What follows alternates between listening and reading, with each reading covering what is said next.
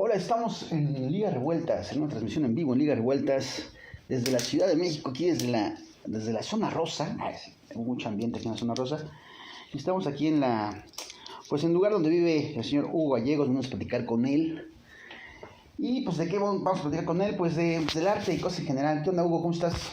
Bien, bien. ¿Puedes presentar con la banda? Hola, A ver, yo yo creo que te soy... pasas un poquito más para acá porque no te dando la... Ahí. A ver, más para acá. Más bien, gírate, ¿no? Ajá, ahí está, a ver. Hola, amigos de la Liga Revueltas. Yo soy Hugo Gallegos, soy artista visual e investigador. Investigador. Ahorita estabas, hace poco hice una plática que tiene que ver con el arte. ¿El arte qué? ¿Como insurgente, combativo? ¿Tú cómo lo denominarías? Pues más bien es como la relación entre arte y activismo. Ajá. Más bien me invitaron ahí en el Centro Cultural España porque tienen un diplomado sobre arte y derechos humanos y querían como profundizar más pues sí, en lo que estoy como especializándome un poco, ¿no?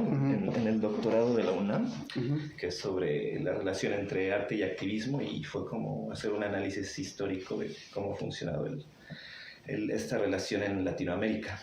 ¿Y cómo inicia esta relación del arte y del activismo en Latinoamérica? Pues yo parto básicamente desde las dictaduras militares, ¿no? Argentina, Chile, Brasil. Es como cuando empieza una efervescencia, hablando como ya de arte contemporáneo. Uno de los ejemplos más claros es el movimiento de las Madres de la Plaza de Mayo. Y bueno, a partir de ahí se genera una obra que proponen tres artistas en ese momento, que era como dibujar en el suelo las siluetas de los desaparecidos. ¿Quiénes eran esos artistas? Ahorita no recuerdo bien los nombres, eran pintores, casi todos ellos, y decidieron como unirse a la protesta y proponer estas siluetas en el piso. Y de repente pues toda la manifestación empezó a hacer estas siluetas y empezaron a dibujarlas. Lograron hacer, básicamente tapizar la ciudad de Buenos Aires con todas estas siluetas.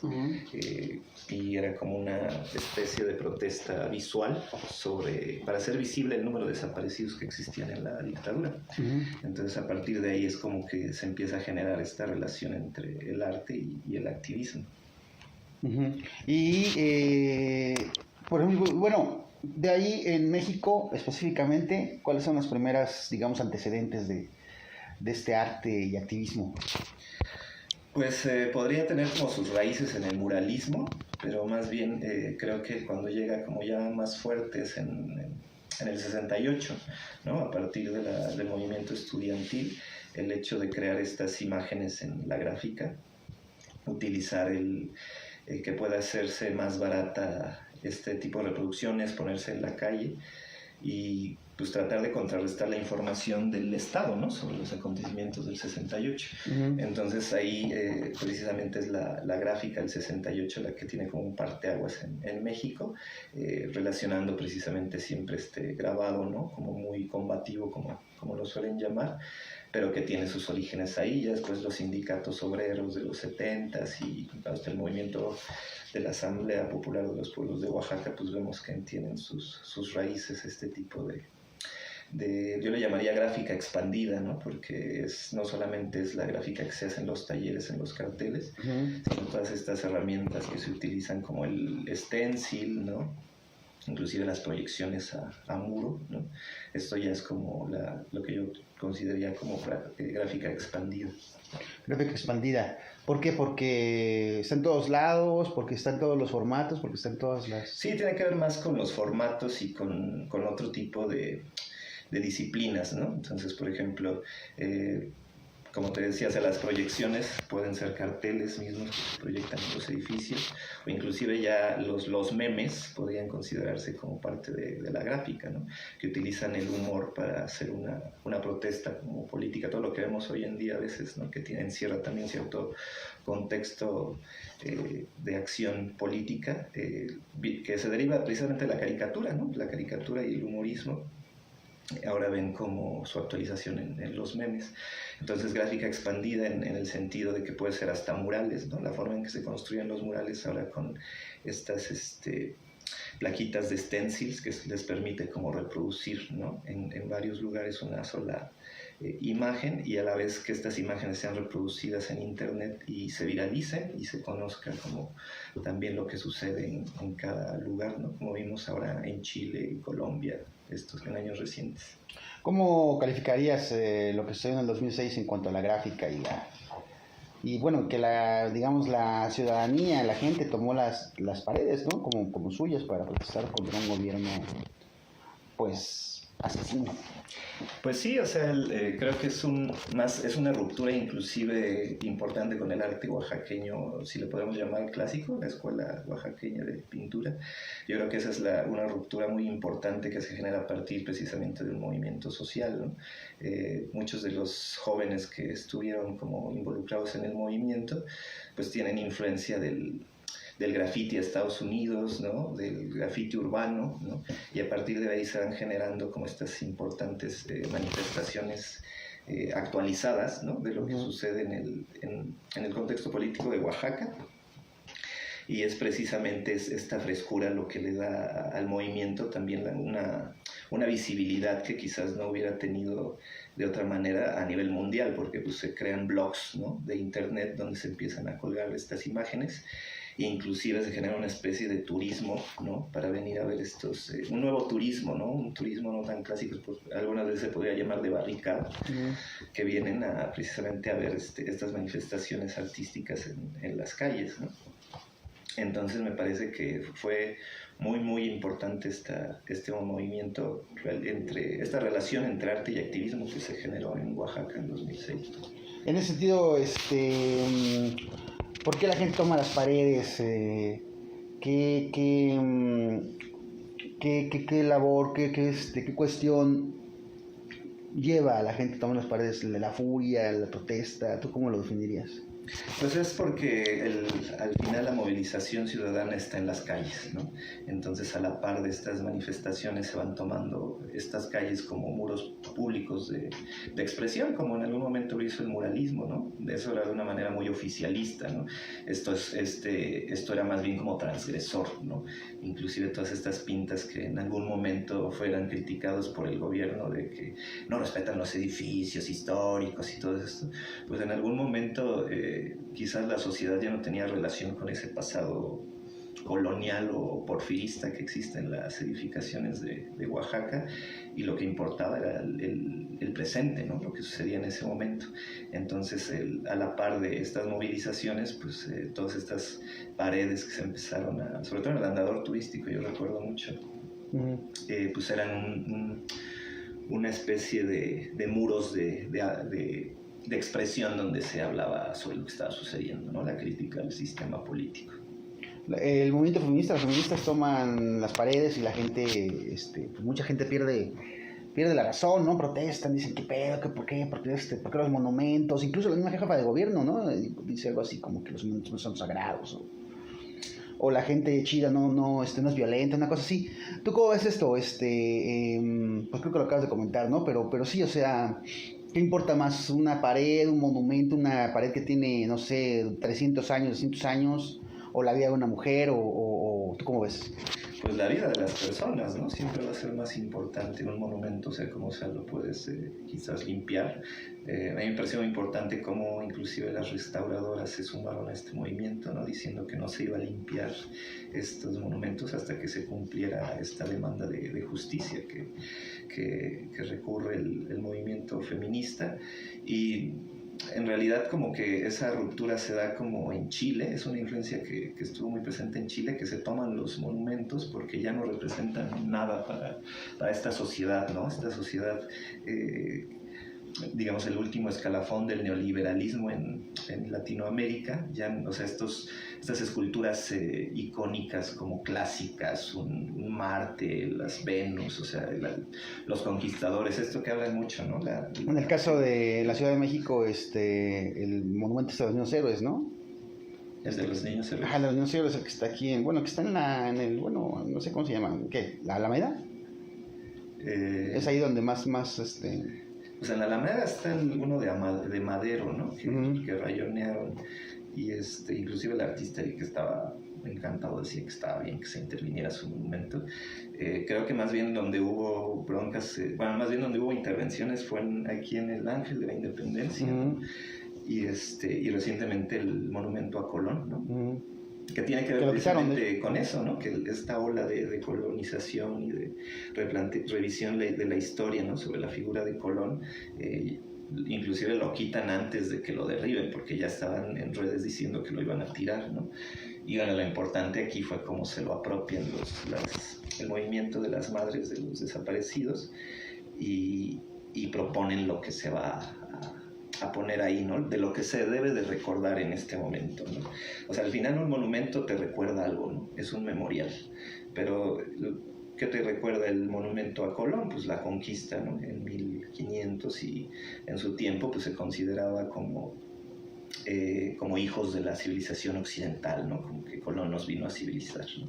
Entonces ahora con toda fuerza del discurso decolonial, pues precisamente se cuestiona eso, ¿no? Y bueno, aquí el debate es como importante, ¿no? Porque el Estado es el que decide lo que se debe recordar, que en ese momento la jefa de gobierno proponía una escultura de una indígena, ¿no? Y luego esta escultura es encargado a un artista hombre, ¿no? Blanco. Entonces es cuando también el movimiento feminista empieza a cuestionar, ¿no? O sea, si se va a poner una figura que represente a las mujeres indígenas, pues tendría que ser una mujer indígena quien propusiera este monumento, ¿no?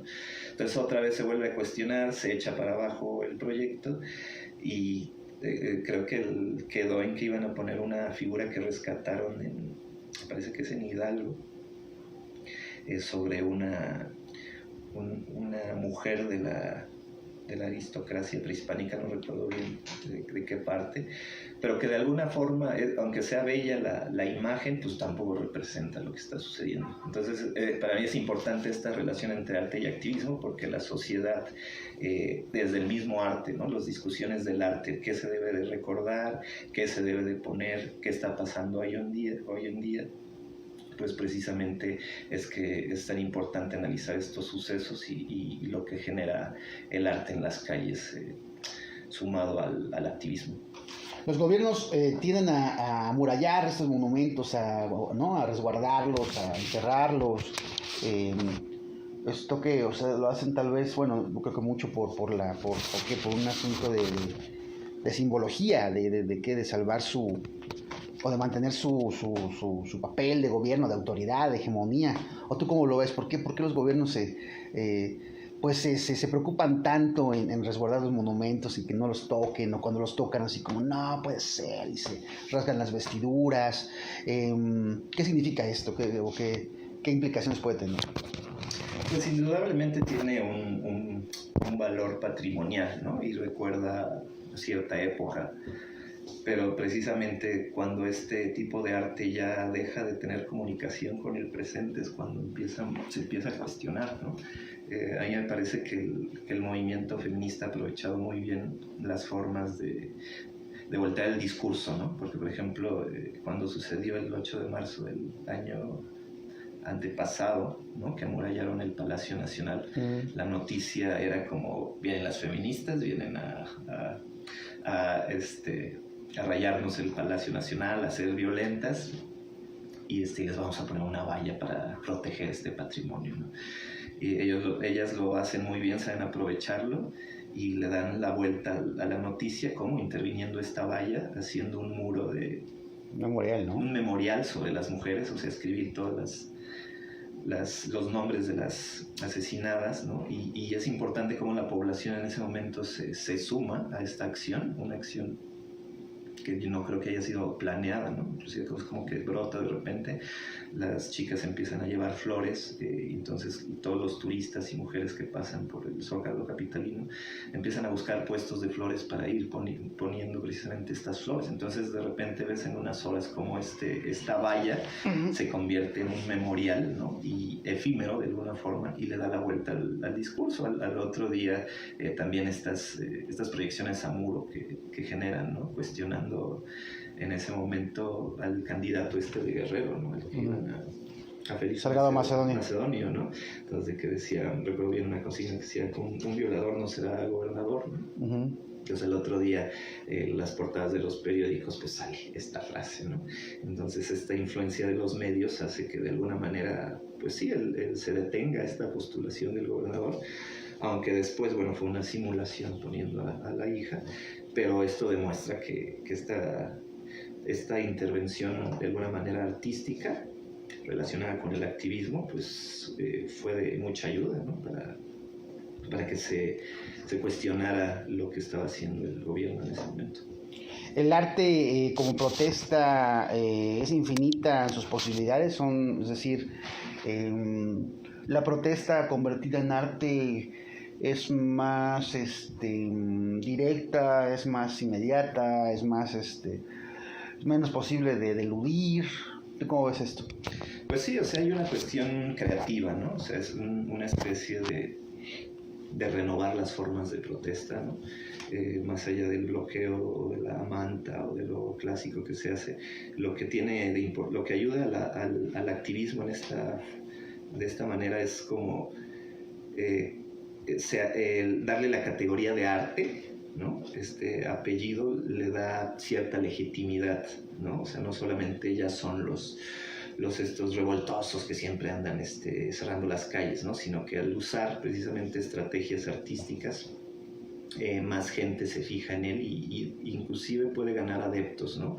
Una cierta aprobación de la población y que la demanda que se está buscando visibilizar sea reflexionada por los ciudadanos y en algún momento sea apoyada. O sea, todo lo que sucedió con Ayotzinapa, ¿no? Este contradiscurso que se generó de la versión oficial fue muy importante la salida artística en la que se apoyó, ¿no? Desde todos los carteles de los 43 que se hicieron, las iniciativas que giraron en internet, ¿no? Fue dándole mayor visibilidad a este evento y que de alguna manera finalizó con el antimonumento de los 43, ¿no? Que lo vemos ahora ahí colocado en Reforma. Lo interesante de esta relación es que no hay artistas visibles, ¿no? Son artistas anónimos, inclusive de lo que se estaba investigando es que es un colectivo de historiadores, artistas, albañiles, activistas, madres de desaparecidos, que entre todos se ponen de acuerdo para decir cómo darle mayor visibilización a la demanda. Lo cristalizan en este antimonumento y precisamente el análisis del espacio, ¿no? Del Paseo de la Reforma, ¿no? Que de alguna forma es el paseo del emperador Maximiliano, ¿no? Todas estas esculturas que vemos que subvierten el mensaje cuando Juárez lo convierte en las leyes de reforma y pone a todos los héroes que combatieron esas ideas en ese momento.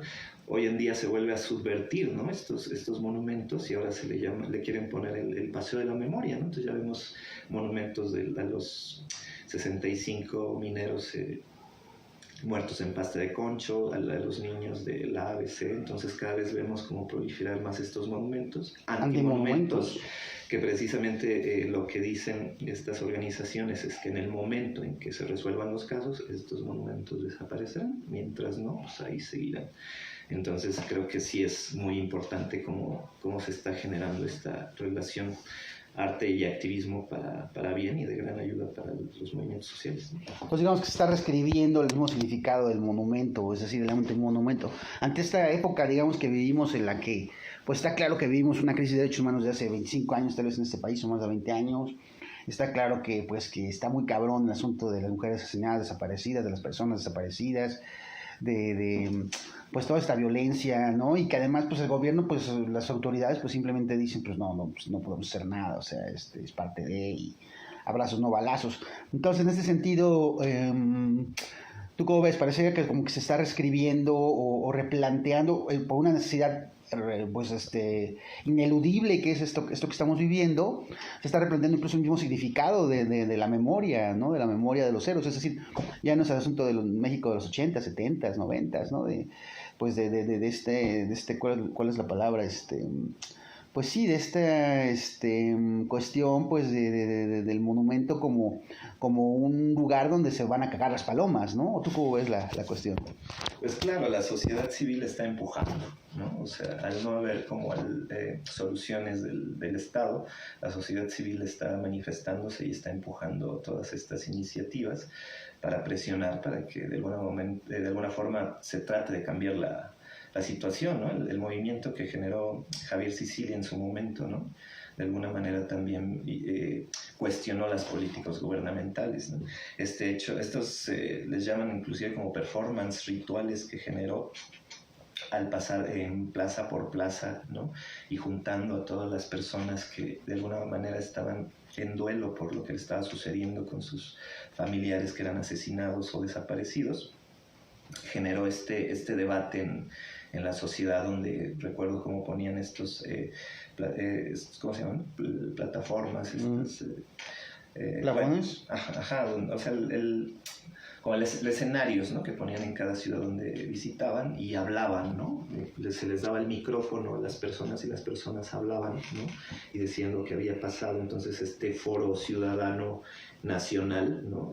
Generó inclusive que quizás que si no se resolvían los casos, al menos se juntaban los dolores, ¿no? Una especie de duelos que tenían esta salida, ¿no?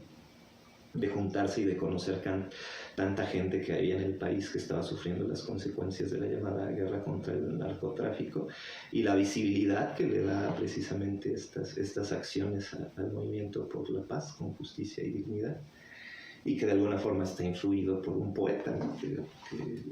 Bueno, que ahorita es enemigo del gobierno, pues, enemigo público. Claro, ¿no? O sea, pues es precisamente cuestionar, ¿no? La forma en que el Estado está manejando el asunto, ¿no? De lo que sucede, esta necropolítica, ¿no? Los carteles y todo lo que sucede de la violencia en México, pues de alguna forma estos activistas siguen no esperando a que lo resuelva por magia, por una varita que tenga magia para recibirlo, sino seguir presionando y seguir exigiendo esta justicia, ¿no? Entonces es muy importante. Hoy en día me parece que es más importante esta relación que hay con los medios, las redes digitales, ¿no? Que se genera un debate público desde ahí, ¿no? y se presiona, ¿no? para poner en entredicho los planes que el Estado genera para resolver esta situación. Entonces digamos que es irreversible este arte que es como un antiarte, pero es un antimonumento, que va contra el discurso oficial, que dice que no pasa nada y que si pasa pues que nos aguantemos.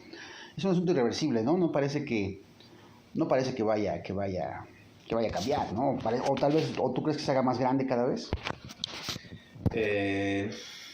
Me parece que muchas de las estrategias empiezan a desgastar, ¿no? Porque esto de los antimonumentos ha sido importante, pero de repente creo que le acabo de ver la noticia de que los del PAN ya hicieron su antimonumento de Tláhuac, ¿no? Entonces ya la derecha está empezando a utilizar estas estrategias también para voltear de alguna forma la tortilla, ¿no? Entonces que me parece que lo importante aquí es que la sociedad siga refrescando estos tipos de formas creativas, esta resistencia creativa le podría llamar yo.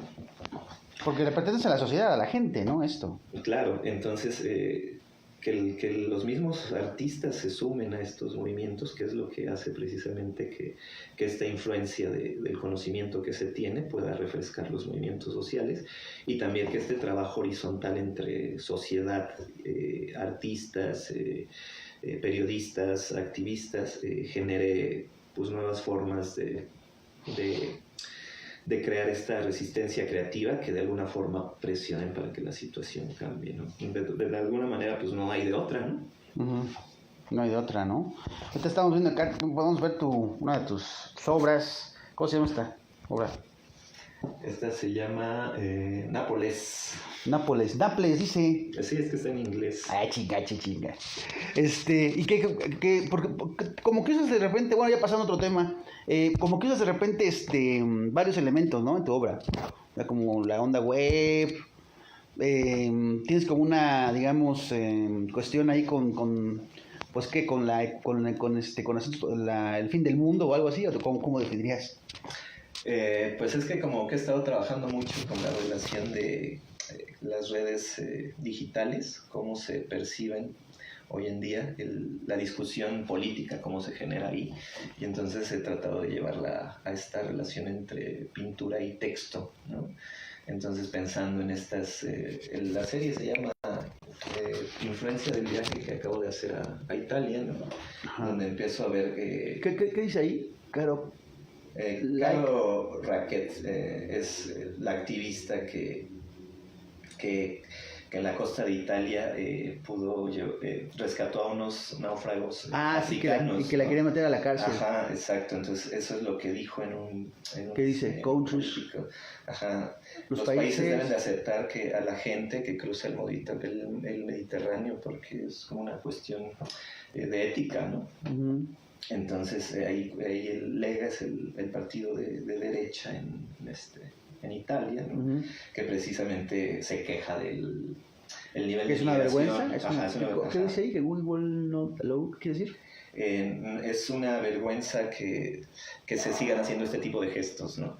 Entonces yo iba caminando por la calle y encuentro ahí al lado en una plaza muy importante en Nápoles este monumento de Tiberio, ¿no? Del emperador romano. Ajá, entonces me llama la atención cómo está señalando, ¿no?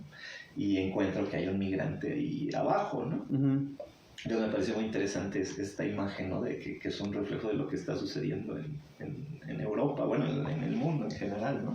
¿Cómo definirías lo que está sucediendo? Pues al final sigue siendo un imperio, ¿no? Uh-huh. Y el imperio está señalando y una especie de encontrar de casualidad estas imágenes, ¿no? De que sigue siendo el imperio el que va diciendo, pues salgan de aquí, ¿no? Entonces, bueno, al menos así la percibí, entonces por eso decidí retomar la imagen y sumar los testimonios de activistas y de políticos acerca de lo que está sucediendo con la migración en Europa, ¿no? Uh-huh. Entonces, pues ahí, de alguna manera irónica, ¿no? El que diga like it de Marine Le Pen, que es la candidata de derecha de Francia, ¿no? Entonces, me parece una forma actual de abordar estas discusiones políticas que están en Acá también nosotros estamos en tu estudio. ¿Cuál es? ¿Cómo se llama? Se llama Yo Amo Pekín. I Love Pekín. Ya Pekín ya... no, pero eso es como una pista de hielo, ¿qué pedo? Sí, lo que pasa es que, bueno... La Bienal, en 2019 estuve en la Bienal de Beijing y nos volvieron a mandar invitación acerca de generar una obra para la nueva Bienal, pero el condicionamiento era que hablara de los Juegos Olímpicos, ¿no? Uh-huh. Entonces, pues yo traté de seguir con este espíritu crítico que genero en mi trabajo. Uh-huh. Entonces, pues lo que hice fue como, pues, hablar de los Juegos Olímpicos, ¿no? Pero relacionándolo con el cambio climático. Uh-huh. Entonces, pues ves una pista de hielo afuera del estadio de pájaros y los, ¿cómo se llaman? Los patinadores con su tapabocas, ¿no? Uh-huh. Sí, es como una onda glacial, ¿no? Sí, una glaciación. Del cambio climático, ¿no? Uh-huh. O sea, que vengo precisamente de la serie de Atlántida, de las inundaciones en el mundo, y bueno, pues ahí pongo también estos cuestionamientos. Ahí empecé solo con emoticones, ¿no? Que dice, le gusta Sochi 2014, que es la Olimpiada en Rusia, ¿no? Uh-huh. Y luego Petrochina, ¿no? Que está asombrado de lo que pasó. Uh-huh. Y Jacques Herzog, que es el arquitecto del Estadio Olímpico, ¿no? Uh-huh. Obviamente, pues la obra fue rechazada. Supongo que China no le gustó para nada uh-huh. al jurado chino, pero pues es como seguir trabajando sobre estas temáticas, ¿no? Uh-huh. ¿Y ese de acá? Esta pues la acabo de terminar, es Padua. Ajá, en Italia.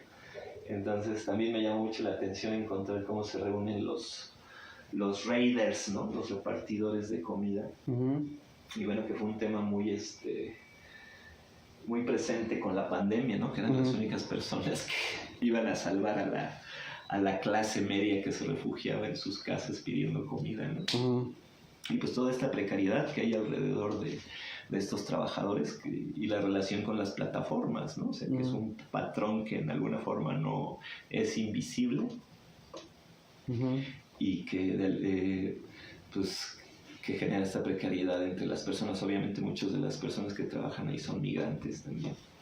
Entonces, pues ahí puse el discurso del Papa, ¿no? El Papa Francisco, ¿no? ¿Qué dice? ¿Cuál es el discurso? Dice en pocas palabras que oremos para que toda la gente, todo el alimento llegue a casa de la gente, que no haya hambre, ¿no? Y bueno, me llamó la atención porque ahí estaba también la columna esta de la Virgen María, ¿no? Entonces digamos que no haya hambre, pero a costa del hambre de otros, ¿no? Exacto, entonces ahí dice, ahí él le gusta a Uber Eats, ¿no?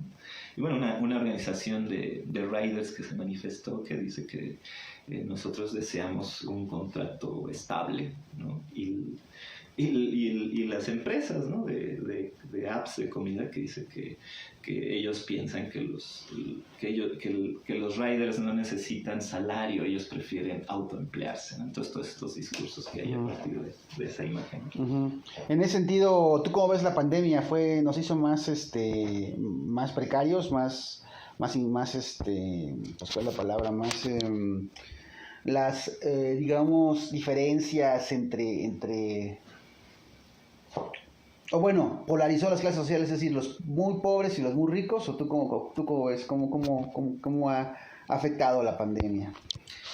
Pues sí, ¿no? O sea, fue un evento radical, ¿no? O sea, fue un sálvese quien pueda. No, los ricos se volvieron más ricos, ¿no? O sea, llenaron las redes de Instagram con sus historias de toda la opulencia, ¿no? Que tenían, de cómo se aburrían. Como este edificio de Santa Fe cantándose Nito Lindo ¿te acuerdas de ese video? ¿Cuál? De un edificio de Santa Fe, la gente en sus balcones, así, un edificio lujoso. Ah. Cantándose Nito Lindo al unísono, así. Claro, ¿no? Ese divorcio de la realidad que de alguna forma al vivir en sus burbujas, esta pandemia solo los hizo aislarse más de lo que sucedía, ¿no? Afuera. Y ahí, pues, como vemos las situaciones aquí en México, de que pues la gente no se podía encerrar, ¿no? Necesitaba comer, o sea, estaba entre la espada y la pared, ¿no? O se moría de COVID o de hambre, ¿no? Entonces, pues me parece que sí se puso en evidencia el sistema en el que vivimos también. Entonces, me parece ¿Qué tipo de evidencia? ¿Evidencia de que es irremediable o evidencia pues de que se puede hacer algo? De la precariedad, ¿no? La que está, o sea, que no hay un sistema de salud público, que no, al final el Estado o la sociedad en general te das cuenta de que es importante como tener acceso a la salud, ¿no? Y que se lucre con este acceso a la salud, o sea, de que yo recuerdo cuánto cobras si te enfermas de COVID, así era, te ibas a gastar lo que no tenías, ¿no? Entonces, me parece que de alguna manera en algún momento se reflexionó de que el sistema de salud, al menos en México, se tenía que rescatar, ¿no? Después de tantos años en que se le estuvo dejando atrás, pues era la única forma que podía sobrevivir, ¿no? Y entonces pues puso en evidencia esto el sistema, de que solo los que tienen dinero podrían sobrevivir, ¿no? ¿Y qué le hizo la pandemia al arte, digamos? O sea, realmente el arte tomó, en el caso específico de México, tomó acuse recibido de la pandemia, o dijeron, bueno, ahora sí que cuando nos volvamos a encontrar, me acuerdo un letrero ahí en Oaxaca cuando volvamos a salir a la calle, nos abracemos, así pinche cosa cursi como la verga. Y entonces, pues sí, o sea, ¿qué pedo con el arte? Yo la verdad en lo personal pienso que el arte como que, no sé, como que lo agarró fuera de base, como que, no sé, como que no vi como que el arte se manifestara sobre este tipo de cosas que acabas de denunciar, ¿no? Este tipo de claridades, de diferencias, de injusticias, ¿no? De hegemonías que se hicieron, pues, no mames, que se fueron literalmente al espacio. Entonces, ¿tú cómo ves este pedo? Pues en mi caso particular, a mí sí me movió mucho el piso, ¿no? Y yo creo que a muchos artistas, porque de por sí el medio del arte para los artistas es precario, ¿no? Imagínate, es lo primero que se recorta para empezar, ¿no? Y luego, si de por sí es muy difícil vender obra, ¿no? Pues menos, la gente estaba pensando en comer, sobrevivir, en tener su lana, ¿no? O sea, el mercado del arte se contrajo así, la gente dejó de comprar, obviamente. Había una especie de que era un fin del mundo y lo que menos vamos a pensar es en comprar arte. Y sin embargo, el arte mostró mensajes, ¿no? De lo que estaba sucediendo. De alguna forma también se se radicalizó, al menos desde donde yo me tomó, y bueno, yo platicaba con un artista de Oaxaca, con Plinio Villagrán, ¿no? Pues que te das cuenta que toda esa parafernalia que hay alrededor de lo ser cool, de ir a las inauguraciones y de que yo soy un artista famoso, y, o sea, eso vale verga pura, ¿no? Porque al final, si tú haces arte es porque tienes una forma de querer expresarte y en el que de alguna forma crees en algún momento que puede, quizás haces arte para ti primero y después para los demás, ¿no? Entonces a mí sí me movió bastante y me di cuenta de eso, ¿no? Que también mis obras, o sea, como que los precios que tenían, pues eran inalcanzables para muchas personas, ¿no? Entonces ahí te cuestionas también en qué momento los precios en el mercado del arte, ¿no? Pues los va dando precisamente el capitalismo, el neoliberalismo, ¿no? Entonces, si de alguna forma tú te consideras como que haces arte porque quieres ser crítico, pues te das cuenta que estás metido ahí, ¿no? Como que tampoco hay mucha para dónde hacerte. Una paradoja, digamos. Ajá. Entonces, pues sí, al partir de ahí yo pensé que, pues sí, que al final yo iba a hacer lo que quisiera, ¿no? Ya no, en algún momento cuando empiezas a vender, los temas te empiezan a seducir, porque mucha gente empieza a decir, ay, pues es que eso es lo que me gusta, ¿no? Este tipo de cuadros, ¿por qué ya no los haces, no? Y tú con el afán de seguir pintando y dices, bueno, pues empiezas a dar concesiones. A mí con la pandemia como que me hizo regresar así de, no, bueno, yo voy a hacer lo que me venga en gana y ya veré después cómo lo muevo, ¿no? Entonces, para mí, así viví como las consecuencias de la pandemia en mi trabajo, ¿no? Pero el arte en general, güey, o sea, ¿qué? ¿Sí tomó conciencia de este pedo? Yo creo que es muy temprano, ¿no? Para saberlo. O sea, muchas de las cosas que se hicieron o sea, por ejemplo, tú con tu libro, pues lo chido fue que lo empezaste a mover en plena pandemia y eso era parte también de la acción, ¿no? O sea, de arriesgarte a vender tu trabajo, ¿no? Y eso es algo como muy, pues también no te quedaba de otra, ¿no? Como tú decías, ¿no? Entonces yo no sé, habrá que ver en unos 2 años, ¿no? ¿Cuál fue la consecuencia de este arte, ¿no? Me parece que en este momento como que ya todo el mundo está diciendo, bueno, ya pasó la pesadilla y se están olvidando todas estas cosas, ¿no? Como un regreso a la normalidad. ¿Tú crees que eso sea posible? O sea, con todo lo que mostró la pandemia y con todo lo que está desnudando y con todo el pedo que pues parece que tampoco va a cambiar esto, ¿no? No, pues es que también yo creo que todo lo que no se visibilizó en la pandemia está empezando a aflorar, ¿no? Las crisis económicas en todos los países, ¿no? O sea, las miles de industrias que desaparecieron, ¿no? Por ejemplo, que llegas a ciertos lugares y dices, bueno, pues aquí estaba un restaurante el que venía y ya cerró, ¿no? Entonces, en el encierro, pues nadie se daba cuenta, pero ahora que empiezas a salir, empiezas a viajar, ¿no? Que empiezas a decir, bueno, pues yo iba a tal restaurante no sé, en Morelos o en Oaxaca, ya no existe, ¿no? Y el problema es, ¿y esa gente dónde está ahora? ¿No? Entonces, yo creo que las consecuencias se van a empezar a ver, ¿no? Y no creo que se pueda cantar como victoria, ¿no? Pues mi tema favorito, cabrón, el arte y las becas, cabrón. Y sobre todo ahorita después de la pandemia y todo eso. Yo tengo una teoría, de que las becas pues sí han sustentado, pues digamos, la expresión artística en este país los últimos 30 años, sustentado económicamente hablando, pero también la han pasteurizado y la han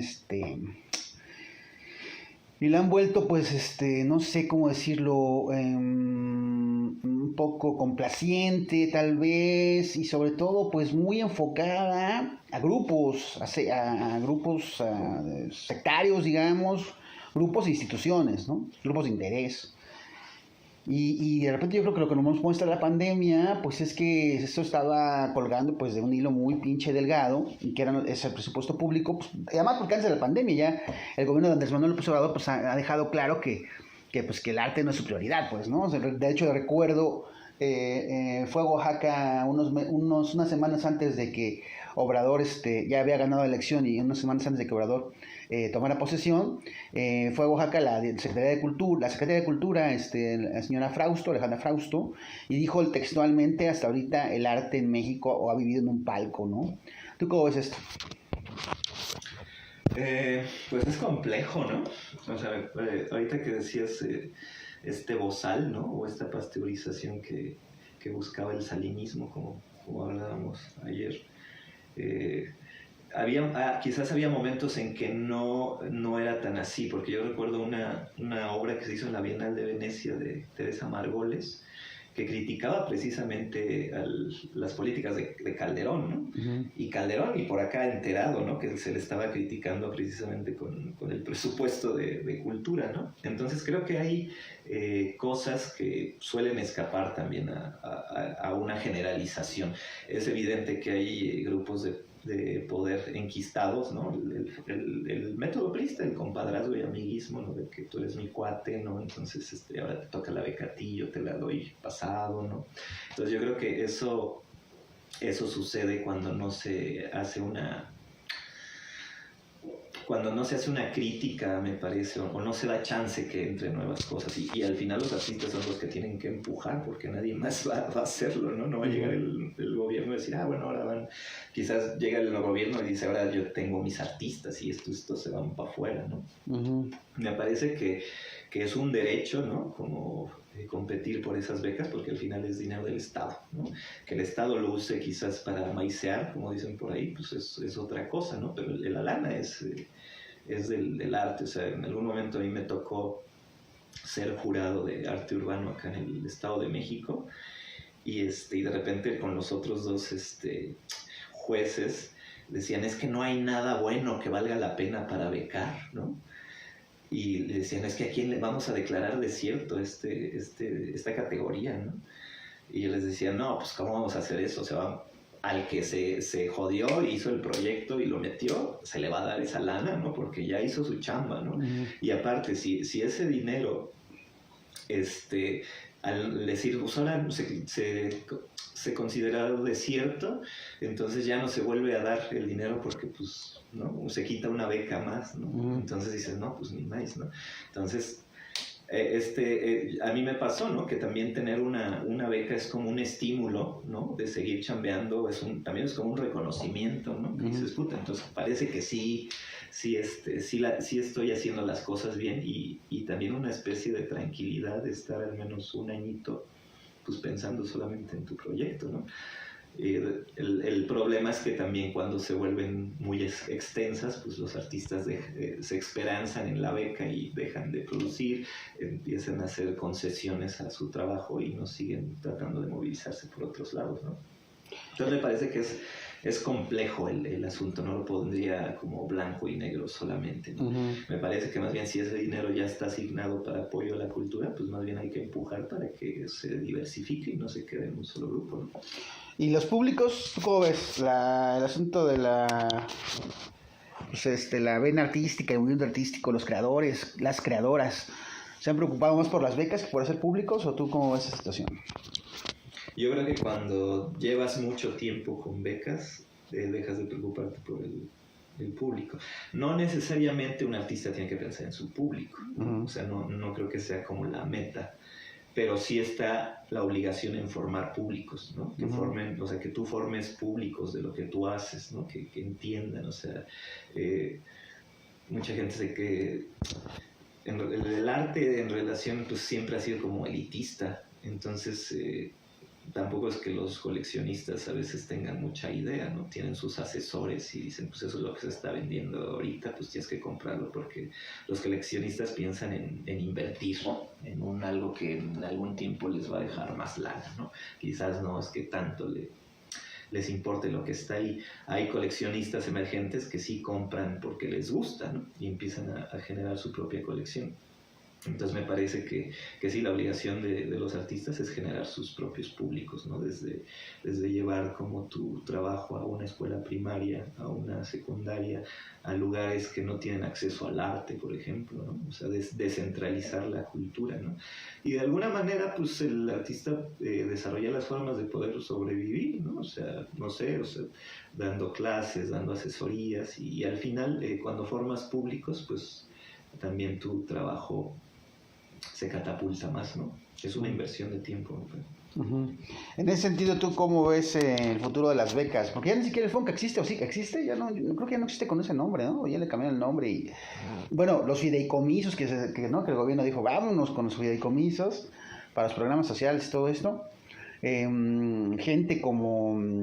Bueno, y que además mostró que, no sé, por ejemplo, gente como Gael García y Diego Luna, pues sabían, bueno, ellos dicen que no fue para ellos, que fue para, ¿no? Pero bueno, uno también dice, bueno, si toda esa cantidad de dinero que recibieron, pues bueno, también no solo que se lo hubieran quedado, sino qué hicieron con eso, tráfico de influencias que tuvieron, la gente, ¿no? Todo lo que se movió en torno a esa gran cantidad de dinero para esos millones y millones para Ambulantes, su proyecto su festival de documentales. Y pareciera, pues sí, que de repente...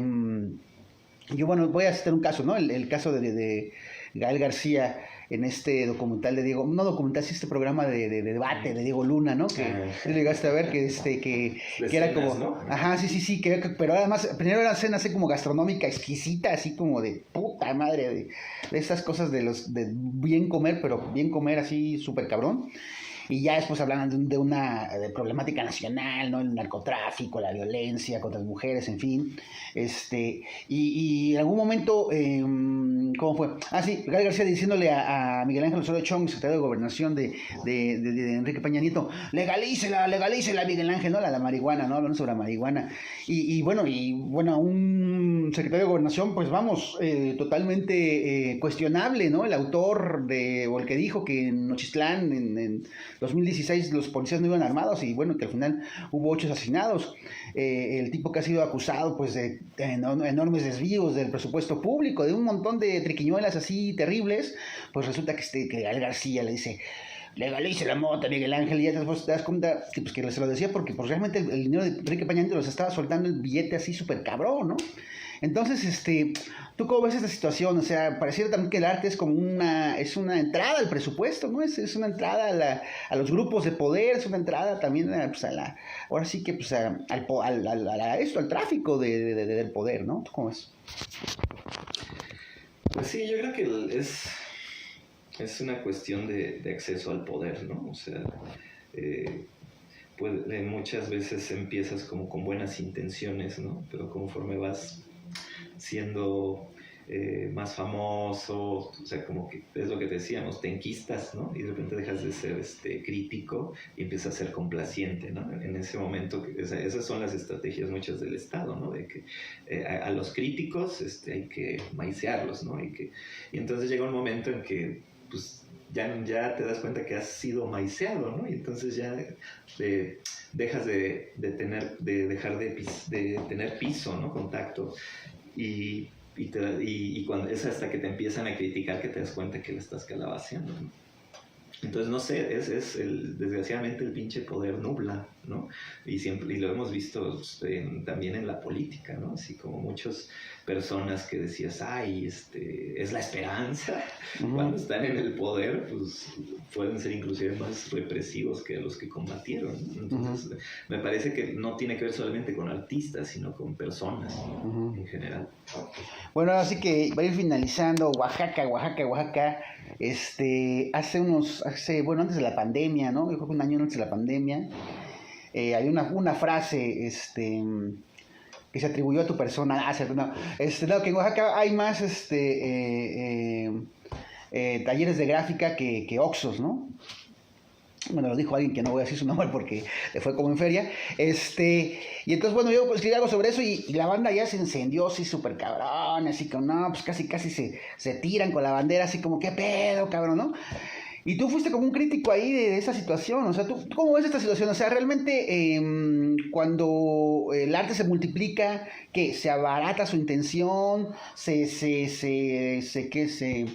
se, sí, se normaliza, encuentra su nicho, encuentra su espacio en la medianía, en la fórmula, o el arte no, o el arte tiene que ser siempre puro y original y no se puede repetir, y el hecho de que haya, por ejemplo, en Oaxaca, 40 talleres de gráfica o 60, significa que, pues, que la propuesta cada vez es más barata, porque la banda allá pues dice, no, pues mejor que haya talleres de gráfica a Oxxos, ¿no? ¿Tú cómo ves la situación?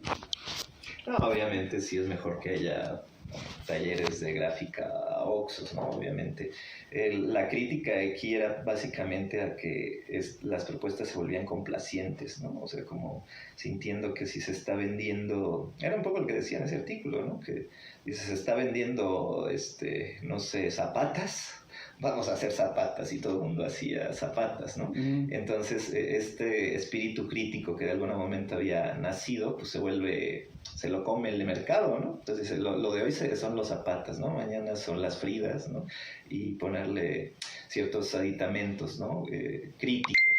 Entonces, en ese sentido, más bien era una observación, ¿no? O sea, en realidad Oaxaca tiene un mercado muy específico, ¿no? De chilangos de lana y sobre todo gringos, ¿no? Y ellos de alguna forma modelan el mercado, ¿no? Decir, bueno, pues yo quiero comprar esto, ¿no? Entonces, al existir esta demanda, pues se crea esta oferta, ¿no? Entonces, de repente, a mí lo que me pareciera que las propuestas no se estaban refrescando, ¿no? Básicamente, así como pasamos del 2006, ¿no? De obras realmente críticas a estos cuestionamientos de lo chistoso, ¿no? De poner un personaje de cine así como más o menos cool, ¿no? Y entonces eso sí le gusta al turista, porque empieza a desaparecer este turismo de barricada, ¿no? Combativo, y empieza a dar paso al turismo cool, ¿no? Gentrificador, ¿no? Exacto, entonces pues es más chido ver, como que ya no haya tanta protesta, como que sea bonito, ¿no? Entonces, eso es como se moldea el mercado, ¿no?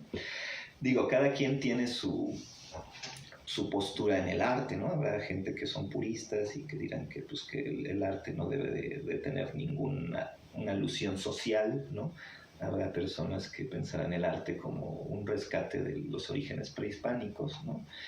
Y habrá gente que se identifique con un arte más subversivo, ¿no? Entonces, desde mi punto de vista, o sea, pensando en el contexto de Oaxaca, pues sí, o sea que el 2006 pareciera que está olvidando, ¿no? Entonces eso era básicamente la observación. ¿Y por qué es que la gente se cabronó tanto? ¿No les gusta el cuestionamiento o no lo piensan? Porque me parece que cuando algo te mueve, te enojas, ¿no? O sea, siempre es mejor que te echen flores, ¿no? A que te critiquen, ¿no? Entonces, por eso, obviamente, tiene un grado de verdad, ¿no? Eso porque te saca de onda, te cuestiona lo que estás haciendo, ¿no? O sea, hay muchas variables que puedes tomar en cuenta, ¿no? Dices, bueno, sí, mejor que los artistas estén creando, ¿no? A que estén en la oferta de trabajo del narco, como decías tú, ¿no? Pero también no por eso tienes que dejar de ver este tipo de trabajo que se está generando, ¿no? O sea, como que a mí me parece que se está volviendo muy complaciente y que la oferta se está homogeneizando y que ya no, de repente ya no ves obras como frescas en ese sentido. ¿Tú ves que el arte en estos momentos, con todo lo que está pasando, la gentrificación, por ejemplo, en Oaxaca, que está súper brutal, debe ser la violencia en el país en general, ¿no? La Tercera Guerra Mundial, que siempre está como, vamos, no vamos, ¿no? Debe ser subversivo, debe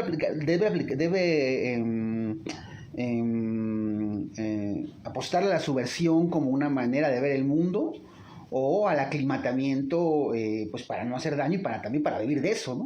¿Tú cómo ves hay como una especie como paradoja, o la hay, o simplemente es una decisión del mismo artista, qué es lo que quiere hacer? Sí, pues es una paradoja completamente, ¿no? O sea, el arte, desde mi punto de vista, tiene que ser crítico, ¿no? O sea, es el único, o al menos desde mi punto de vista, donde puede ser crítico a lo que sucede. O sea, el mismo Picasso, ¿no? Cuando hizo el Guernica era una crítica Una a la matanza. Segunda Guerra Mundial, ¿no? Al bombardeo. Y hay una anécdota muy interesante que le pregunta a un soldado, ¿usted hizo esto? Le pregunta el soldado alemán a Picasso, y Picasso dice, no, ustedes hicieron eso. Entonces, en ese sentido, cuando el arte es molesto, pues a mí me parece que sirve, ¿no? Que tiene una cierta utilidad, que te saca de tu zona de confort, ¿no? De decir de que quiero pintar como Bob Ross y tener en mi casa un paisaje, cosas lindas, ¿no? Entonces te complace, te sientes, ¿no? Quizás hay arte terapéutico que también puede servir, ¿no? Pero desde mi punto de vista personal, el arte tiene que ser crítico. ¿Tiene que ser o puede ser en estos momentos o tiene que serlo? Yo creo que hoy... O para que sobreviva el artista tiene... Hoy más que nunca tendría que ser crítico, ¿no? ¿Y el artista hoy en día puede sobrevivir de su arte siendo crítico? También otra disyuntiva, ¿no? Si formas público, seguramente hay mucha gente que está de acuerdo contigo. Hay que buscar ese público, ¿no?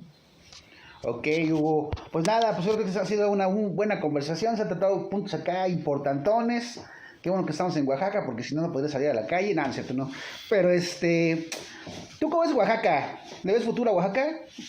¿Futuro en qué sentido? Futuro artístico. O sea, Oaxaca se quiera o no, es un pinche centro neurálgico del arte en México. O sea, mucha banda va para allá. De hecho, mucha banda me dice, ahora que estoy de viaje, me dice que bueno, que la banda en general le recomienda que vaya a Oaxaca porque ahí la costa está chida, ¿no? ¿Tú cómo ves? Me parece que está cambiando, ¿no? Sí, pensemos que Oaxaca se puso de moda por los viajes que hacía Diego Rivera, ¿no? Uh-huh. En ese momento, en una búsqueda del regreso a las raíces, ¿no? Me parece que hay fenómenos interesantes de cómo esas raíces... Estamos hablando que los 40, 50. Sí, 50, 40, por ahí, ¿no? Este regreso a las raíces generó un arte muy importante, ¿no? Tamayo como un parteaguas y continuador Toledo, que en su momento fue un arte totalmente de avanzada, ¿no? Y bueno, después de esto, yo creo que el 2006 para mí sería como un parteaguas también entre esta lucha de imágenes, entre este arte que se volvió complaciente, ¿no? De los indios flotadores y de los paisajes que inclusive estaban desapareciendo, ¿no? A veces yo cuestiono eso, ¿no? De que se siga pintando este paisaje que ya no existe cuando ya tienes una minera aquí al lado, ¿no? Uh-huh. De que se está jodiendo todo, ¿no? Entonces, me parece que sí es un punto neurálgico, Oaxaca.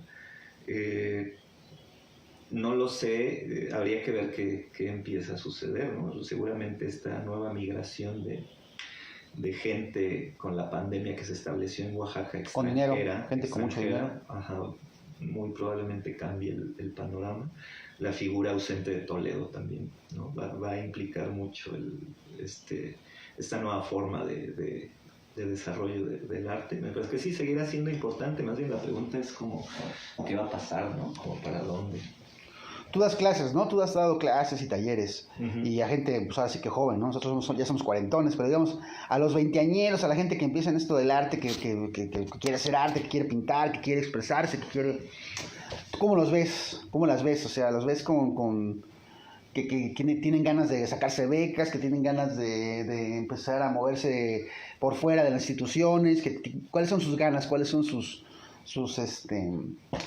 visiones de lo que está pasando, ¿no? Pues yo lo veo muy positivo, ¿no? Cuando uno es joven se quiere comer el mundo y creo que también es una etapa de la vida donde tienes fuerza para hacerlo, ¿no? Con los años quizás se vaya cayendo. Yo creo que sí, que lo hagan, ¿no? Que hagan lo que quieran, que crean en lo que crean y que estén ahí, ¿no? Como chingándole, ¿no? Trabajando, porque pues solo el trabajo es lo que te dará... como impulso, ¿no? Para llevar tus cosas a donde crees que deben ir, ¿no? Y sí, o sea, creo que está bien, hagan lo que hagan, que crean en ello, ¿no? Que crean en sí mismo. El término descolonización, hoy en Oaxaca lo usan mucho, ahora sí que la chaviza, como un sinónimo de no seguir los viejos o los parámetros de antes, los parámetros que siguió nuestra generación, ¿no? Incluso la chaviza ya como que ya no cree en los ídolos o las ídolas, ya no, cuando le preguntas a la gente que, no sé, pintores, fotógrafos, fotógrafas, quiénes son sus, digamos, modelos a seguir o gente que los ha alimentado en lo que han hecho. Bueno, si a nuestra generación diría, no sé, de repente los, ¿no?, fotógrafos famosos, no sé, se me oculta Robert Mapplethorpe, ¿no? O pintores, no sé, la escuela muralista o Gabriel Orozco, ¿no? Y sus performances, todo eso, sus intervenciones. Ahorita la banda dice, no, pues yo admiro a mi cuate que hace pintura y que hace fotografía, y y sigo con mi socio con el que voy a grafitear, y admiro a ese güey porque le grafitea chido. ¿Tú cómo ves este cambio de parámetros? Y además que tiene que ver con esta onda de descolonizarse de todo lo que ya parece que es sagrado e importante, ¿no? ¿Crees que es pues que lleva algo que es sostenible, que además va a llevar digamos, a una, no sé si mejora, pero sí a una evolución, o es una involución de los conceptos del arte y de las referencias artísticas? ¿Tú cómo ves? Bueno, de colonización tiene que se relaciona con cuestionar la ideología occidental, me parece, ¿no? Sí, eso es lo que una frase que está muy presente en el contexto oaxaqueño, pues habría que ver qué tan congruente es, ¿no? O sea, de qué te estás decolonizando, ¿no? O sea, porque al final te están llegando restaurantes súper occidentales, ¿no? Entonces, no sé en qué sentido, quién lo dice, si lo dicen estudiantes de arte o lo dicen comerciantes, o sea, depende. No, la gente lo dice gente que hace arte, ¿no?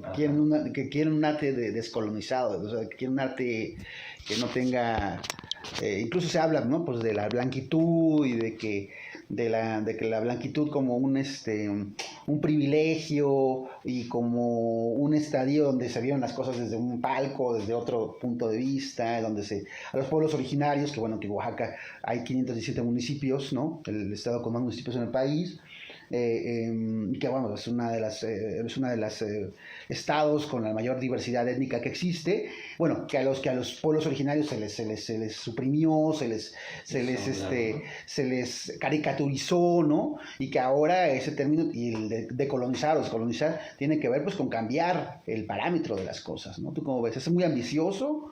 ¿Es un choro o es un asunto de que tiene que pasar? Bueno, aquí es como importante decir cuando hablas de qué crees de Oaxaca, porque al final parece que tu pregunta va relacionada con la ciudad, ¿no? Siendo que Oaxaca es un estado enorme, ¿no? Entonces, pues sí, ¿qué pienso de lo que pasa en la ciudad de Oaxaca?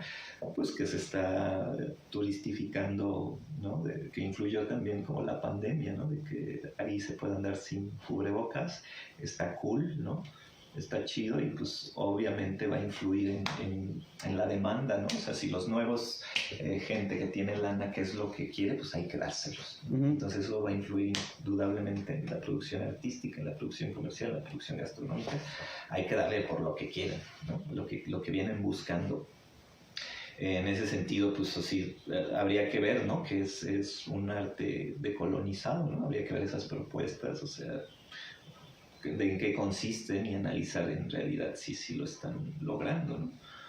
Sí, creo que son también muchos términos de moda, como ahora del whitexican, ¿no? No sé, sí, cuando hablamos de la ciudad habría que pensar también qué está pasando alrededor, ¿no? O sea, qué está pasando en Puerto Escondido, qué está pasando en Mazunte, qué está pasando en los pueblos mancomunados. Yo recuerdo mucho que esta relación entre turismo y protesta social, cuando fue lo del 2006, estaba en un pueblo cerca de ahí es cerca del, ya se me olvidó ¿Qué cuál? ¿Etla? No, hacia el Matatlán, Tlacolula. Estaba en un pueblito y me decía, yo fui en el 2006 de turista, y me decían los artesanos pues que estaban de la chingada, ¿no? Que sí, que las demandas estaban bien, pero que ellos no sobrevivían, que ellos vivían del turismo, ¿no?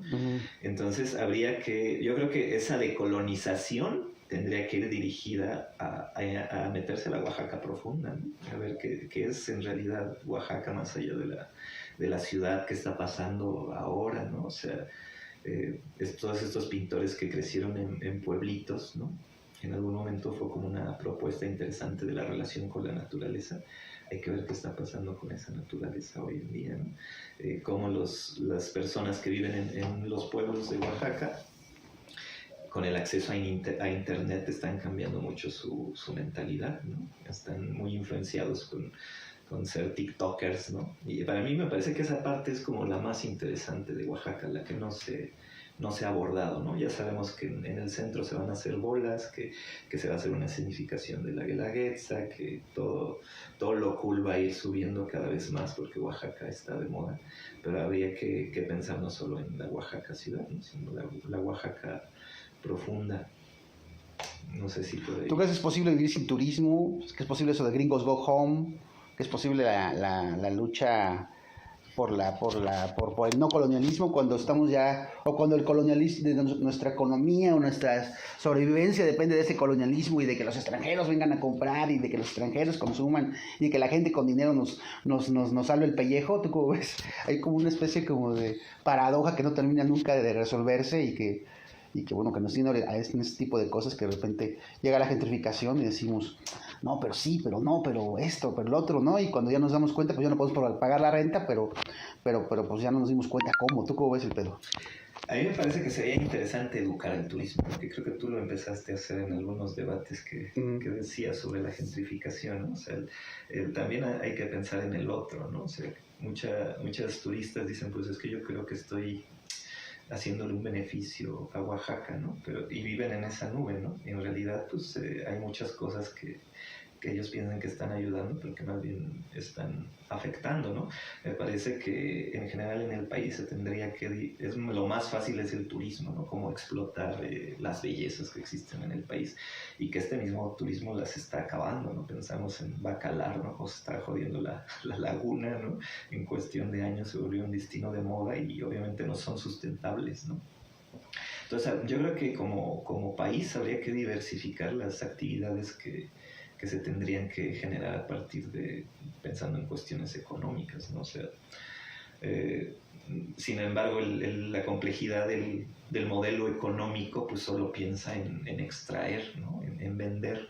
Entonces creo que sí, hoy más que nunca esta cuestión de pensar en colectividad, creo que esta cuestión de colonizar, de colonizarte, tendría que regresar al cómo los pueblos antes podían sobrevivir como comunidad, ¿no? No pensando en la individualidad, sino en